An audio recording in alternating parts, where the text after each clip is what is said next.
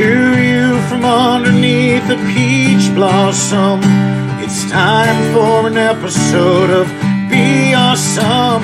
Find positivity throughout your life and work. Just like our mascot rooster, Steve the Jerk. Hello, Be Awesome listeners. This is actually episode 34. You'll figure this out when you hear episode 35 or 36. I did a pre-recorded podcast last week and forgot that it was pre-recorded and not to be released for a couple weeks. Super excited about this episode 34. As luck would have it, this is another Easton resident, longtime friend of mine. I've known her for, probably 25 or 30 years anyway, since kids.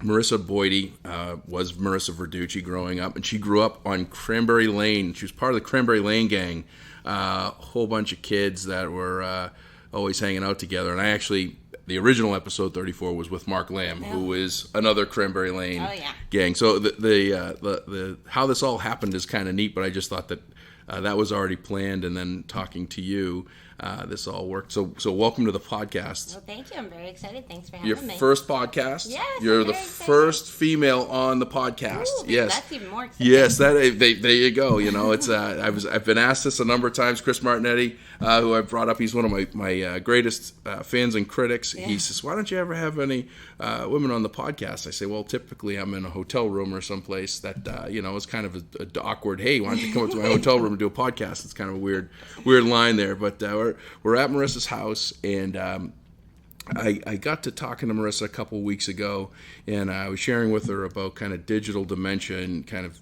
how we glance over things and don't really look and pay attention to a lot. And I saw a post that she had on a fundraiser that she's doing for SMA, and SMA stands for Spinal muscular atrophy. Okay, say that again for me. Spinal muscular atrophy. Okay, and that happens in children. It can happen in adults too. So there's different types of it, but yeah. Okay. And your daughter is diagnosed with it and is living with it today. Mm-hmm. Natalia, who I got to spend a little bit of time with, who is an absolute doll. She's downstairs pointing, waving, and blowing kisses. Mm-hmm. And she's 2.5, and she was diagnosed with the disease. We talked about this. Share that story with you if you don't mind. Yeah. So she was diagnosed at 5 weeks old. So as I mentioned earlier, there's different types of SMA. My daughter is a type 1, which is the most severe type, and that's an infant onset. I know this is going to sound strange, but we were kind of lucky as to how she got diagnosed. She got sick and had a couple of cold viruses that, normally most kids would be fine with, but because she had SMA and we didn't know, she wasn't strong enough to clear any of the mucus that the cold virus was creating out of her lungs. So she's not strong enough to actually cough anything out of her own lungs. So by the time we got her to a pediatrician, she had seemed weird. They sent us off to Brockton Hospital. As soon as we got to Brockton, they felt she needed to go into Boston. By the time med flight arrived, she had stopped breathing. And they had to intubate her, so basically put a tube down her throat so that she could get air, and they hooked her up to a ventilator machine to help her to actually breathe. Once we got to Tufts, they realized she had a couple of viruses, and they decided that we had mentioned to them that she had seemed floppy. So, she was weak. She wasn't like a normal kid. She actually had, if I look back now, she didn't have like reflexes either. So when kids, babies, they kind of jump and kick their feet up. I forget what they call it, but she never had a startle reflex or whatever. She never had that. So at the time we were at Tufts, they decided to examine her, and right away the neurologist told us that based on his initial exam, he felt that she had a genetic disease called spinal muscular atrophy, otherwise known as SMA. And he felt based on her test that she had the most severe type. I didn't understand because, he said it was genetic, and I had never heard of this disease before in my life. And the way that he had explained it to us was that the disease was it was a missing gene, and basically the gene that she was missing is called SMN. It's survival motor neuron. Basically, we need our motor neurons to talk to our muscles to make them move. And with this disease, their motor neurons slowly die off. Therefore, their muscles can't move anymore and they atrophy. And then eventually these kids die. So they had told us that the condition they had seen my daughter in at the time, they didn't suspect that she would live past 5 months old. SMA is a rare disease, so there's not a lot of doctors that specialize in it. But, there's 2 huge hospitals in Boston, Children's and Mass General. And Tufts was great enough to reach out to both to see who could help her. They had heard that there was a brand new treatment released by the FDA like 3 months before. And an amazing doctor from Mass General who I owe everything to. Her name's Dr. Swoboda. She came to Tufts. She examined Natalia, said we needed to get her this drug right away. And that was the best chance she would have. She didn't promise us anything. She had seen very terrible things happen to kids with this disease. But she thought, it was worth trying. So they actually worked with Biogen, who's the maker of the drug Spinraza that my daughter's on, to get her the first treatment right away. So the treatment's actually a lumbar, so they take fluid out of the spine and they put the drug in. And it's actually a drug that you have backup genes for this survival motor neuron. They're called SMN2, so they're the backup copies for the gene that's missing. The number of backups that you have kind of determines the severity of the disease. And this drug was meant to kind of replenish that protein, the survival motor neuron protein, into those backup genes. So the drug is meant to be given to the kids every 4 months for life. Wow. So at the time, the doctor also explained that. She made us watch the procedure. She said, you need to understand that this is the commitment you're making. Every 4 months, she'll get a lumbar, she'll have fluid taken out, medicine put in, and that will be for life. And we said, just do it at this. There's obviously risks with medication, and they went through all of them with us. But, we wanted to give her every chance that we could. So they dosed her, and she was transferred to Mass General, where she spent probably another 2.5 to maybe 3 months in the ICU there. She still had a breathing tube in for, I'm going to say, almost 3 months. Her left lung had been collapsed, and it was pretty much closed shut, which I guess is somewhat normal with SMA type 1 kids. This is all before she's even 6 months? Yeah. She, so the poor kid, she was she was on fentanyl. She was drugged up. She, tubes everywhere. They had to surgically put in a feeding tube into her stomach and a feeding tube into her intestines. So she wasn't able to feed into her stomach. She was feeding directly into her intestine and what they call a continuous feed. So she was on special formula, because the other thing with SMA kids is they don't digest like normal food the way that we do. They have them on special diets. They call them AA diets. But basically, like, she's on a formula that's already broken down so that her body doesn't have to spend energy trying to break it down. It's like an elemental. So she was fed through that continuous, so on a pump that just kind of kept giving her, food. And then her stomach was vented because she was also on machines that actually push air into her lungs, but then that air also gets into her stomach, which is pretty uncomfortable. But yeah, so they... At Mass General, they were able to successfully finally get the tube out of her throat, because it did come to a point where they said, we're either going to have to put in a trach, so, and hook her up to a vent for life, or, she can have this BiPAP ventilator, which is a mask that goes over her nose, and it basically forces air, pressure into the lungs to keep them open. And it also, gives her a certain amount of breaths. Yeah. To make sure that she's always breathing enough. And And they did some amazing stuff to actually get that lung finally open. It took a long time. She had a lot of infections, pneumonias and this and that. And then they finally got the lung open, took the tube out, and she was breathing on her own. Yep. And me and my husband were sure. I'm like, she was breathing on her own prior to being in the hospital. I have to believe in my heart, she's going to do it again. Yeah.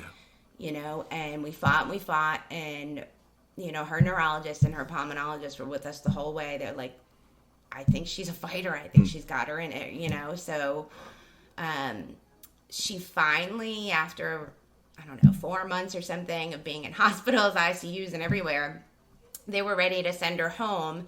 But she came home with medical equipment that she still uses today. Like I mentioned, she has a BiPAP ventilator that she has to sleep with. That's to basically keep her lungs open and making sure that, she's getting enough breaths overnight. When she's sick, she'll use that 24/7. She has an oxygen concentrator in case her oxygen's low. We would bleed that into her BiPAP. She has a machine that simulates a cough. So as I had mentioned, her muscles are weak in her respiratory. So she, you might just clear your throat and you don't realize it's actually kind of clearing out mucus out of your lungs, and she's not strong enough to do that. So every day she uses this machine to actually simulate a forceful cough. So it blows pressure into her lungs and then sucks out what's in there. And then there's another machine that we use that's called a suction that then, the stuff that gets brought up to the throat, we take it out. She also has a pulse oximeter, which you saw. So that measures, she wears that, measures her oxygen and her heart rate every day. That was what was on her toe. Yeah. Now, you're saying all this stuff, and she's downstairs sitting, and if I walked in and had no idea about your story and walked downstairs, and she looked over and did her wave and smiled, I wouldn't think... You wouldn't have any idea. I wouldn't think there was any of this other stuff going on. No. That lumbar that she has to get every 4 months? 4 months, yeah. That sounds like an invasive, painful... It is, and the worst part is, if she's sick, they can't sedate her. So she's had 10 doses, and I believe only one of them she's been sedated for. Oh my God. But she's she's a warrior of a certain type. I mean, she's been through a lot in her short life, and we all build up tolerances, I think. But, this last time we took her, because the other thing is they don't know how long you can wait on the medicine before they start losing abilities. Right. So they don't like to push it out too long. So this last time we were like, we just got to do it. She'd been sick. And I think it was 5 tries for the lumbar before they actually got it in the right spot. And she was hysterical. But the minute they got the needle in, so I had a nurse with me, the needle's hanging out of her back, right? And the spinal fluid's dripping out. And I had her iPad on, and she's dancing to JoJo Siwa, shaking her butt. And I'm like, should she be doing that? There's a giant needle hanging out of her back. And the doctor's like, no, it's fine. We're already in. Yeah. Okay. But she's... That's amazing. I mean, kids are resilient. They truly are. I give her a lot of credit. You'd have no idea the things that she actually goes through. I mean, the machines I was talking about, before we left the hospital, we had to be trained on everything, and they made us do a kind of sitting in the ICU where they're like, nobody's going to help you. You need to keep this kid alive, Yeah. But, me and my husband were like, I kind of need to know what it is I'm doing to my kid, because she doesn't like it. She doesn't like having machines put on her face. So they're looking at us, and we're like, we want to try the machines. So they went and they got adult masks so that we could try it, and... So is it like a CPAP for people with sleep apnea? Is it just a mask that they put? Yeah, so the BiPAP is kind of like a CPAP. It's just a different type of pressure, I guess you could say. But hers is only nasal because she also, I was telling you before, she still has aspiration within, when she can aspirate on her own saliva, which she has done before. She got pneumonia from it. So she has to sleep on her sides, and nothing can be covering her mouth so that, her drool or whatever is kind of coming out of her mouth while she's sleeping. But yeah, I mean, when you think of the machine, it Yeah. kind of looks, the same, but they do the nasal, but the cough machine is a full Yeah. face, and that's what kind of me and my husband were doing to each other. Like, you gotta Yeah. see what you're doing, but Yeah. You shared with me, she doesn't drink liquids. She has to. right. Yeah. So she has a tube still in her stomach. We had the one taken from her intestine was taken out, which was a huge feat for us. That was amazing and awesome. But she still has the one in her stomach. So she's allowed to eat baby purees and some dissolvable, like, kid snacks like the puffs and like veggie sticks or whatever. She has to be monitored the whole time. If she's coughing, like, we'll stop and suction her, because she still is a risk for aspiration. But she's had multiple swallow studies. The last one she had instantly aspirated on thin liquid. And the scary part about her is she also does a little bit of silent aspiration, so you wouldn't even know until she got pneumonia. And that for a kid like her is very serious. So right now, she obviously needs water. We all need water to live. Right. So all of that goes in through the tube in her stomach.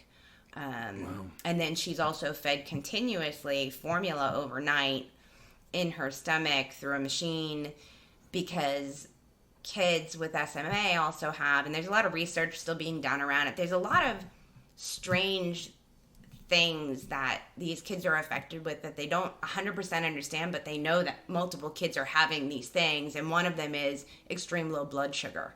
So if they go too long without anything, they'll get extreme low blood sugar. And they're not really sure how it's tied to the disease, so there's a lot of research, but it happens to, like, a lot of patients,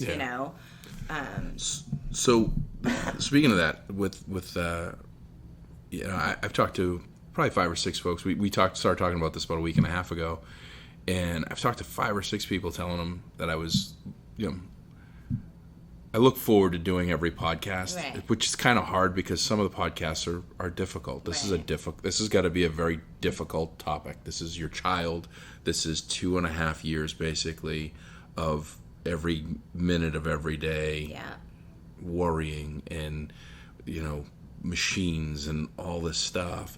And so I talked to a number of people, and none of them knew what SMA was, and it's because it's not well known and not a lot of people get it. How many, what's the numbers, like how many people get diagnosed with this, or what is it? I think you told me the number per so many thousands. Kind of crazy. So it's like 1 in every 50 people carry the gene that can pass on SMA. And then 1 in every 11,000 kids are diagnosed with it. And it's kind of strange because I had never heard about it before. And since Natalia was diagnosed and I've become more, there's Facebook support sites, there's all sorts of sites for SMA families. Now, I've met families that live 2 towns over. I've met families that live 4 towns over. I've met families that live on the south, that it just doesn't seem as rare to me as it did when I first started this journey. I'm sure it's still a rare disease. Do you know what I mean? But I would have never have met these people that live even, 1 town over from me. Right. If Natalia hadn't been diagnosed and I hadn't have met them through these support sites. So, it's interesting. I mean, it's definitely, it's this, the support sites alone, people all over the world. Yeah. And in some of these countries, the treatments like Natalia's getting still haven't been approved. So these kids are still dying. Yeah. And that is sad, that there's drugs out there's medicine that could, save people's lives or at least give them a longer life, and potentially a improved quality of life. Quality of life, yes. Yeah, because that's one of the things that you've showed me is that there's a lot of things that you have that are devices. You have the chairs and the walking, what was that called? The gait trainer. The gait trainer. That's giving her a better quality of life of having that freedom and flexibility of mobility. Yeah. But it's interesting, you look at 30,000 residents in our town, so, you do the sake of numbers, it'd be 3 kids diagnosed in our town. When you think of like how small that actually is in the whole scheme of things. Right. And so when we're talking about, 1 in 50 is a carrier, 1 in 11,000. So basically the way that a child gets SMA is by 2 parents being carriers and having... Right, and then it's 1 in, I think, a 25% chance. So, like, my son Dante does not have SMA. Yeah. Natalia does. So, like, you can have 2 people that both carry the gene, but at that point, then it's a 1 in 25% chance of one of your children having it. Now, I've met families that all of their children have SMA. Oh, wow. And then there's, like, a family like ours where our son, doesn't and our daughter does. Is there a test for adults to get, like, did you, I mean, I've never heard of a test, or I've never heard of... So we got tested after the fact because, once Natalia was diagnosed and then we entered into, a study, about genetic study or whatever, they tested Dante and then they tested us because we wanted to know also if Dante was a carrier so he would know later in life and, he's not, but it did confirm that both of us were. I don't know, like, that they ever specifically test adults. I do know that there is a test that now they're pushing for newborn screening. So when Natalia was born, it was not part of the newborn screening. Now, if it had been, she probably could have gotten the treatment that she gets now at birth and wouldn't have ended up in the hospital probably, wouldn't have all of this stuff. The sooner kids get treatment, the better off they are because once your motor neurons die, they don't come back. So... basically anything that she's already lost in that time frame prior to the medication, it's gone, until they come up with some sort of drug that's gonna, rebuild motor neurons, it's gone, Whereas, and there are some kids, they're actually a very rare, but it's very serious SMA where they pretty much die at birth. Wow. Like, have lost, like, all abilities pretty much in utero, But yeah, no, so I think the way they're doing it now, and I know Massachusetts, because I had spoken to our representative who was very nice, Claire Cronin, was it maybe 2 years ago, and she had helped me kind of maneuver, and the state was already doing like kind of like a test, like let's add it to the screening and then we'll implement it a year later, and as far as I know, it's going to be implemented, I think it's September if it hasn't been already. But that's one of the other things Cure SMA has been working on, which is another reason why I raise money for them, because they're out there fighting for newly diagnosed families too. Right. Like if these kids can get, determined at birth, now there's another new treatment. You know what I mean? Like if it is a simple blood test that tells you that your kid has this, and there's a treatment for it, then it should be done. Well, yeah, absolutely. And that's, I remember when we were having Chance that they were because of our age, they wanted to give us all of the genetic testing and the, all of that stuff. And we were really reluctant because, for us, and talking to you and thinking about it and then thinking differently, like when they first suggested, we're like, absolutely not, because it doesn't matter what the child has. Right. We're having the child, but to know right out of the gate, like if there was an advantage to knowing, hey, my child's gonna come out and have this disease. Yeah. Let's get after it day one. Then, I'm shifting my brain as far as how I thought originally, because it was one of those, I guess maybe it was a defense mechanism of like, I don't care what my child has. Right. I want to have my child, and doing the test to determine it that much quicker. I mean, we're talking 5 weeks, and their first treatment was a couple months in, or was that? I think they got it to her about 8 weeks. It took a while to get because at 5 weeks they told me that was their suspicion, but it took over a week for the blood test to get back from the lab to confirm it. And then by that time, I mean, this is a very expensive drug. It just came out by the FDA. The insurance companies didn't even know how to approve it, how to get it anywhere. It was like they turned it around, I think, very quick because she was so sick. It could have taken longer. I know families that it took months before they, actually got through the red tape. But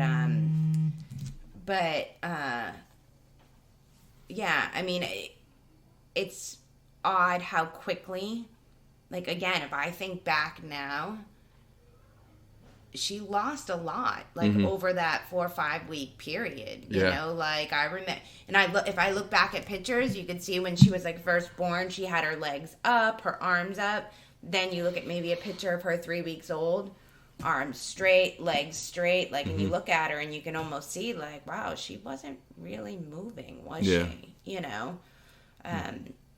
In hindsight, I mean, it's hard, you know, and some days you blame yourself, like, how did I not understand this? But then again, I didn't know anything about the disease, which is another reason why I try to raise awareness, because maybe if I had heard of it and I had understood the signs, I would have pushed to get her into a neurologist, or said to the pediatrician at her 1 month checkup, like, you sure there's not something wrong with this kid? Like, you know? Right.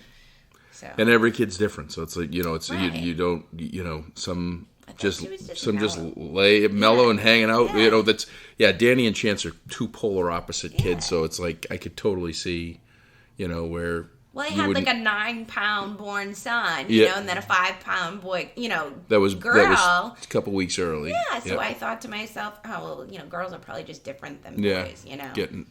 Who knows, but. Well, so let's shift gears a little bit and talk about how this all kind of has come around, and what was really interesting to me, and I share the story. I popped in my brain because of a thank you card that you had written to a pizza, to the Villa, my one of my favorite places. I was at the Villa, and I walked by the takeout, and the card was sitting up there, a thank you card that talked about your event that you had last year, and the money that was raised. And then the next day, I logged into Facebook, and it's like somebody was listening to me, and there was hey, we're looking for sponsors for this event, November 2nd, right? November 2nd. And I reached out to you. It coincided with a conflict I had, and I said, "Can you send me some information?" And you know, it'd be awesome. And wanted to do a small sponsorship to support. And then in talking to you, you know, learning more about the organization and thinking about everything that you've been through, how amazing it is that you what I would look at as kind of selfless, but when you explained it to me, I was like, makes absolute sense. You've raised $120,000 basically in 2 years with 2 events at the Knights of Columbus in Easton. Yeah. And you've done that through just a one-night fundraiser that, as you've shared, is like a OA, which is all of Reims High School, or the high school that we all went to. Like a 10-year reunion. It's like a 10-year span reunion. That's amazing. Yeah. And you don't. That says a lot for our community, though. You know, like 100%. The community has been absolutely amazing to us.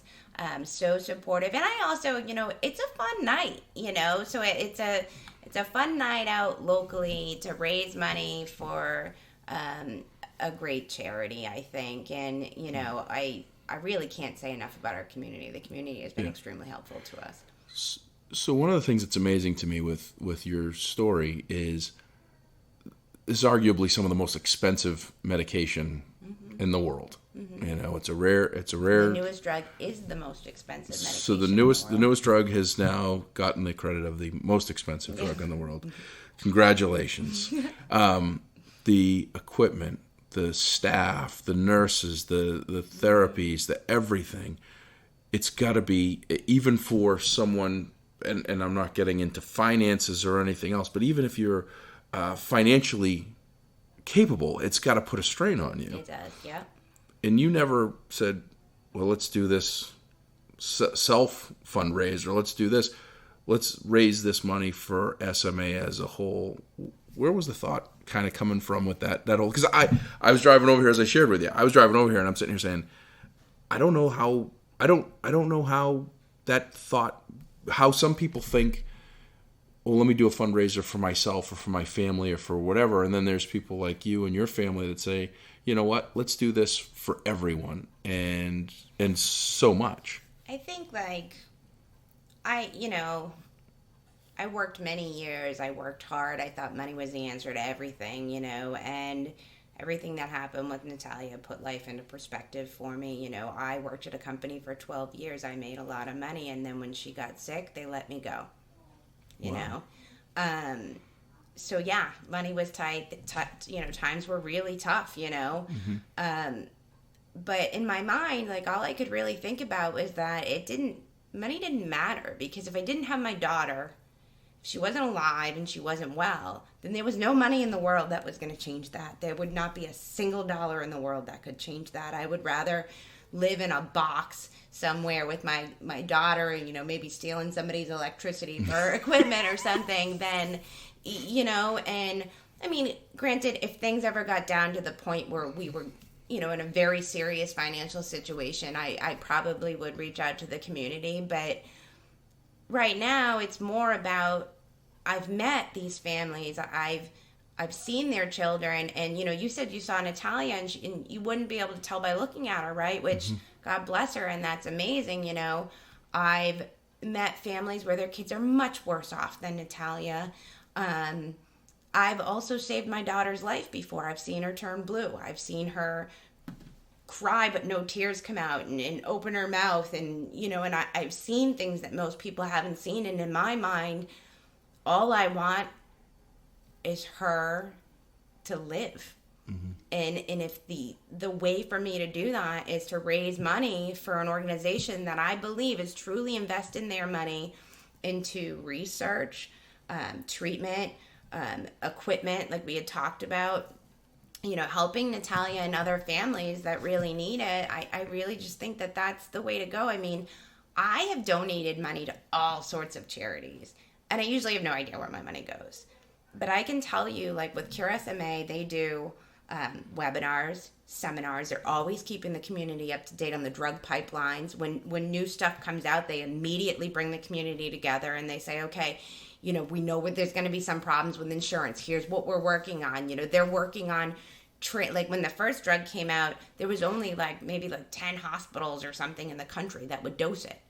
10, so then they were working on opening that up and training, and, they give families that can't afford certain equipment. So like that wheelchair, this is her special seat that she sits in to eat, They had given us, when she was first diagnosed, she couldn't sit in her car seat. She had to lay in what they call a car bed. They gave us one of those, They do care packages for newly diagnosed, because these kids that have muscle weakness, they can't play with toys the way that regular kids can. I mean, you wouldn't think about it, you wouldn't notice it, but they're not always strong enough to pick up a phone. Maybe they have to play with, when she was little, she couldn't even close her hands. Wow.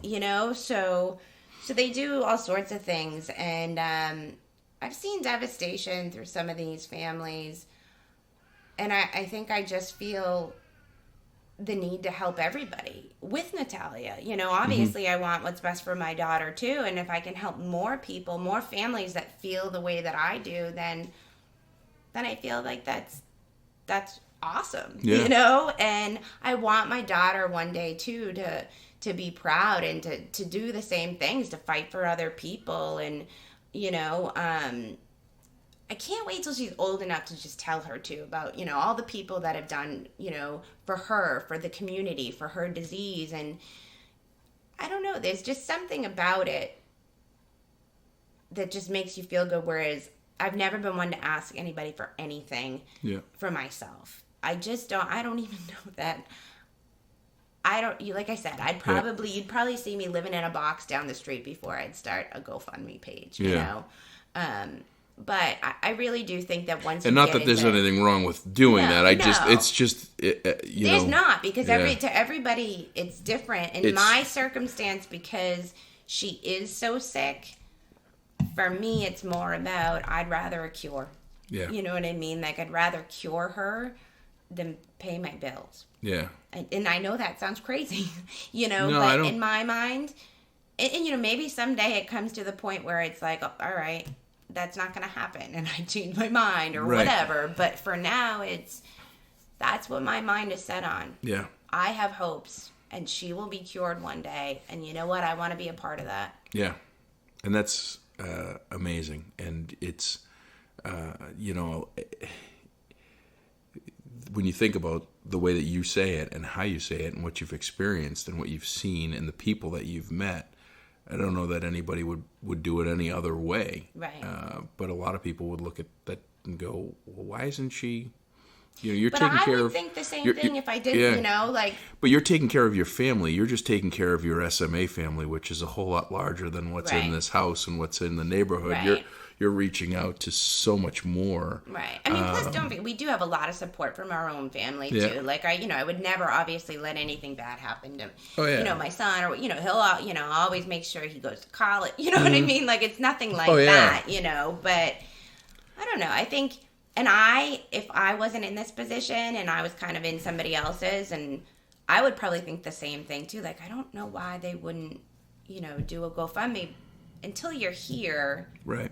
It totally doesn't make sense. Like, I feel like I don't make sense. You know what I mean? But to me, I make sense because I'm here. I've witnessed it. I've lived it, You've made more sense and given more example in this than I expected. And put it into relation that a lot of people today probably don't get or understand because they're not put in that position. Right. Or they go, well, I don't know what I would do or how I would do it. But I mean, that...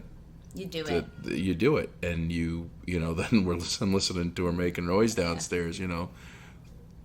There isn't a dollar. You're absolutely right. You said something that says there's no money that could replace that. There isn't to hear her downstairs. No. That's just absolutely amazing. Yeah. So let's talk about your event. People can sponsor it. Yep.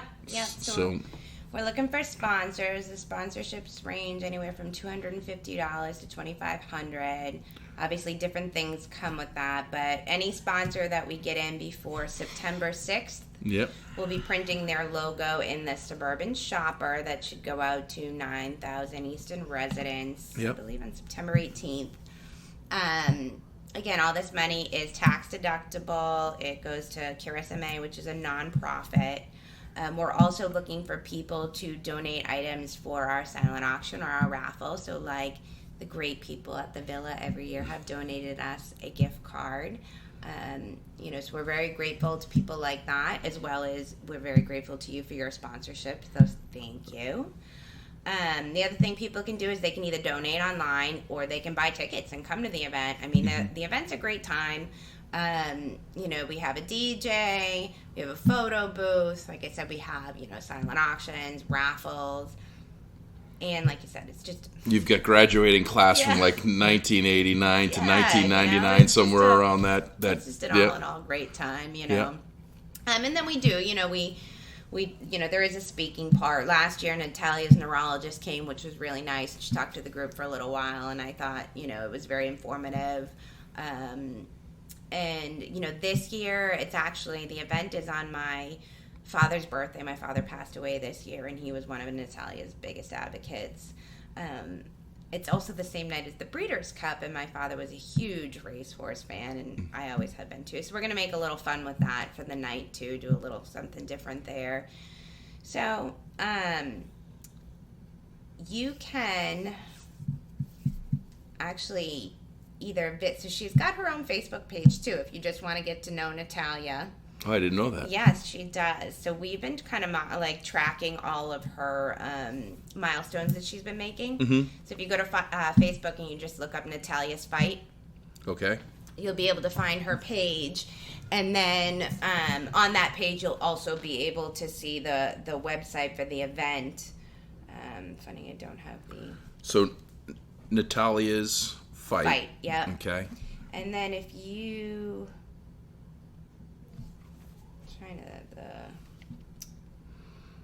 Then is all the sponsor information on there as well? So that'll give you a link to the actual Cure SMA website, which is where you can buy tickets. You can just donate, and then if you already are a sponsor, you'll be able to see like the sponsors' logos on there. Oh, hey, there I am. There you are. Cool. Thank you. And nice. I've got Creative World, Physical Therapy U, Peak Events. So that Cure SMA site, do they have multiple events? I've actually never been to that. So do they have to search for your event specifically, or is there a direct? So I'm actually trying to figure out how to actually read it on my phone. But that's on the face. That's on Natalia's. That's on Natalia's Facebook page. So it would take you directly to her event site. So it would just be her event that you would be logging into. But they use this site to do all sorts of events. Is that curesma.org? Is that the yeah. Okay, so go to Natalia's Fight on Facebook, search for that. I'll put the links on my Facebook page. I'll put it on all my social media for that as well. And then go to the Cure SMA page specifically for the event. And it sounds like you got your hands full with another big one here. I did meet your father. I think I only met him once over the course of growing up, but he was a fantastic person. So my condolences for for the loss of him. And it sounds like the timing of the event, he's here with you. Yes. He's probably still here with you, and probably has his pick ready to go here. So hope you have a great event. Sounds like it's off to a great turnout, as Easton's got. You're right. You said something early on. I travel around the country, and too often we get caught up with nonsense, whether it's Facebook nonsense, whether it's the gossip and garbage that goes on around. But we forget what a great community we live in, and most communities forget what a great community we live in, because I think this is Anytown, USA. I was asked by someone a couple of days ago. They said, you've got a number of people that you've had. You've had Chris Mills, I've had Mr. P, had you, Mark Lamb's going to be coming out. So I've had 4 or 5 folks from the town on the podcast. I go, well, you've had a number of really awesome people on us. Well, I think every town's got some awesome people. You just have to have your eyes open and pay attention and look around.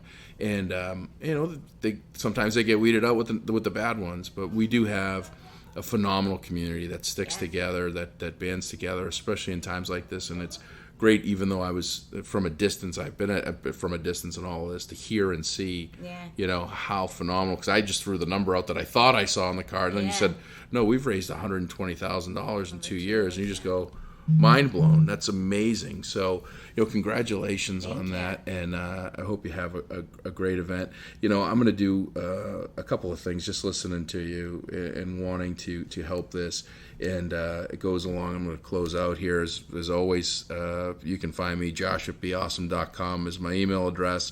BeAwesome.com website's hopefully going to be done soon. As you know, I'm a technological idiot for my listeners, so I've actually started building a new website 6 months ago. I'm determined to build it on my own. I put a all points bulletin out for somebody to help me with it, and being bootstrapped and wanting to try to do things a little bit differently, I'm determined to do it by myself. But BeAwesome.com, it's BeAusm.com, Facebook, LinkedIn, Instagram, and the thing that I want to do, first thing I want to do is, I got 2 people that said that ratings and reviews are huge on iTunes, on the podcast, on Apple's podcast. Yeah. That's what gets you your placement. Like Joe Rogan's got like 500,000 ratings and reviews. He's number 1 in the podcast world, and he does a phenomenal job. I still think that the Elon Musk one is one for the ages, along with some other ones. But I've had 2 people. I've been giving away gifts, shirts, coffee mugs. I find that there's a value to someone giving their time to even put a couple of words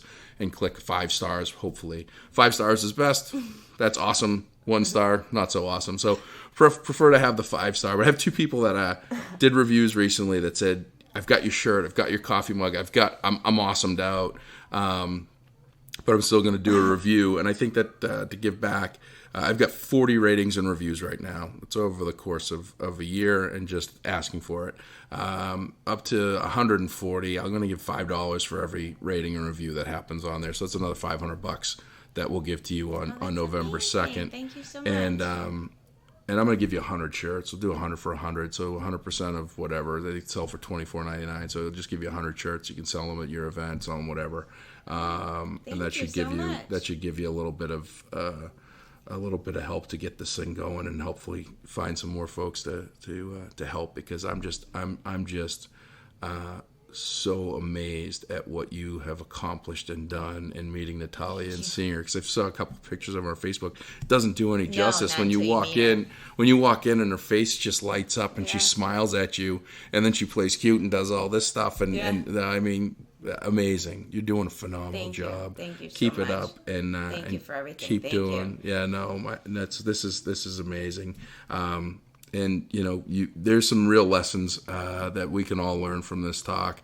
You did a phenomenal job as the first female podcast guest for Be Awesome. Really appreciate your time. We're going to put this thing out, and look forward to maybe having a follow-up after your event, hear how it's going, and hear how the medicine and everything's working with Natalia, and keep that forward progress going. Absolutely. So really appreciate it. And I guess we'll sign off for podcast number 34. Mark Lamb, you were too delayed in the release. So it's going to be a good one. Neighborhood. Maybe we'll get him out next week, and it could be a back-to-back neighborhood battle of who's best. So be sure to do a rating and review up to 141 by November 2nd. So you do 100 of them. That's going to be $500 going to Cure SMA to help support the cause. If you don't know how to do that, it's on my website. It should be on my website under podcast. But all you have to do is go to the podcast, the Be Awesome podcast, go to episodes, scroll down to the bottom. It's going to be stars. Click on 5. Hopefully, if you don't, then maybe you're not listening to the right podcast. And then leave a review and just type a few words, what you think. Those reviews is what gives people the visibility before they take their time to listen as to whether or not it's worth doing. So hope you do a rating and review. And remember, to do awesome, you got to be awesome. Have a great day.